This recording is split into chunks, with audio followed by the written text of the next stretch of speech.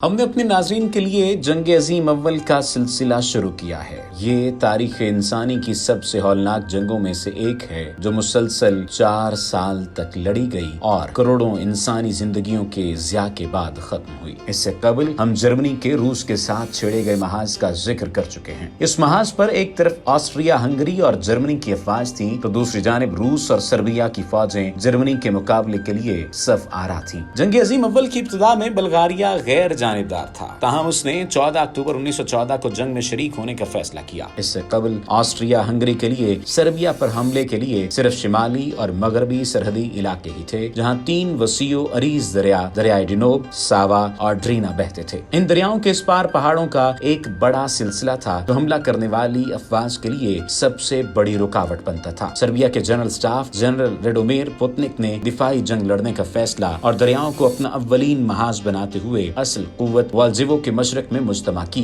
इसकी फौज अददी, तकनीकी और जदीद असलहे के लिहाज से कमजोर, जंग बल्कान और दोम की थकी हारी थी, लेकिन फौज की अक्सरियत इनफरादी तौर पर सख्त और साबित कदम थी। 12 अगस्त को 19 डिवीजन्स पर मुश्तमिल ऑस्ट्रिया हंगरी की 3 अफवाज ने सर्बिया पर हमले का आगाज किया। दूसरी आर्मी शिमाल से, जबकि 5वीं और 6ठी आर्मी मगरिब की तरफ से हमलावर हुई। इनके मुकाबले में जनरल पुतनिक के पास सिर्फ 12.5 डिवीजन्स पर मुश्तमिल 3 अफवाज थी। ऑस्ट्रिया हंगरी की दूसरी आर्मी के एक कवर ने 15 अगस्त तक सेबिक पर कब्जा कर लिया, जबकि 5वीं आर्मी ने सर्बियाई फौज विक दरियाए जाडर तक पीछे धकेल दिया। लेकिन अगले ही दिन जनरल पुतनिक ने शदीद जवाबी हमला करके ऑस्ट्रिया हंगरी की अफवाज को वापस सरहद के पार धकेल दिया, जिससे ऑस्ट्रिया हंगरी को अपनी शिकस्त के आसार नजर आने लगे। जनरल ऑस्कर वान पोटियोरिक अपनी अफवाज की क़यादत और उनको मरबूत रखने में बुरी तरह नाकाम रहा था। वो अपने 19 डिवीजन्स में से सिर्फ 8 को ही मैदान में ला सका था। इसके अलावा ऑस्ट्रिया हंगरी के मंसूबा साजों के अंदाजों के बरक्स सर्बिया मजबूत और रूसी अफवाज तेज तर वाक़ हुई थी। रूस की तेज रफ्तारी के बायस ऑस्ट्रिया हंगरी ने इब्तदाई तौर पर निस्फ और बाद अज़ां पूरी दूसरी आर्मी सर्बियाई महाज से रूसी महाज पर मुंतकिल कर दी। यहाँ हम अपने नाज़रीन को ये याद दिला दें कि ऑस्ट्रिया हंगरी के मंसूबा साजों के नजदीक रूस के पास इंफ्रास्ट्रक्चर नहीं था, जिसके बायस उनकी फौज इंतहाई सुस्ती के साथ हरकत करती, लेकिन रूस की तेज रफ्तार हरकत ने मैदान जंग का नक्शा बदल दिया। 8 सितंबर को जनरल पोटियोरिक ने एक और हमला तरतीब दिया, जिसमें उसकी अफवाज ड्रीना और सावा से सर्बिया में दाखिल हो गए। इब्तदाई तौर पर जनरल पोटियोरिक को कामयाबी हासिल हुई, मगर 16 सितंबर को सर्बिया की जानिब से भरपूर जवाबी हमले में ऑस्ट्रिया हंगरी की अफवाज को फौरी तौर पर अपनी सरहदों में वापस आना पड़ा। इसके बावजूद सर्बिया की अफवाज अज खुद ह्योवो के बुलंद मैदानों तक पीछे हट गयी और नई दिफाई लाइन तरतीब देकर असरे नौ सफ आरा हो गयी। 5 नवंबर को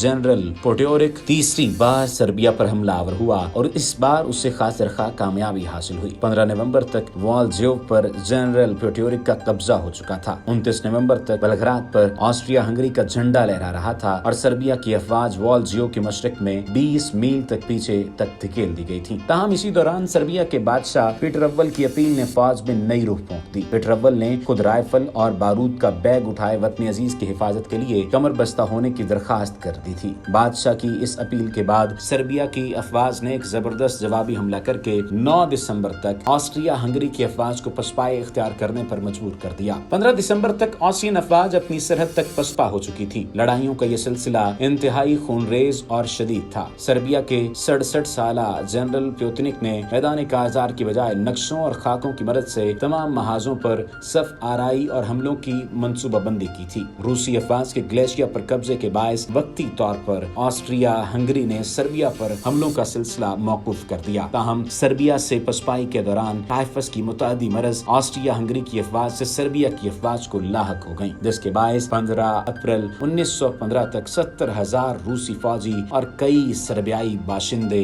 इस मरज से हलाक हो गए।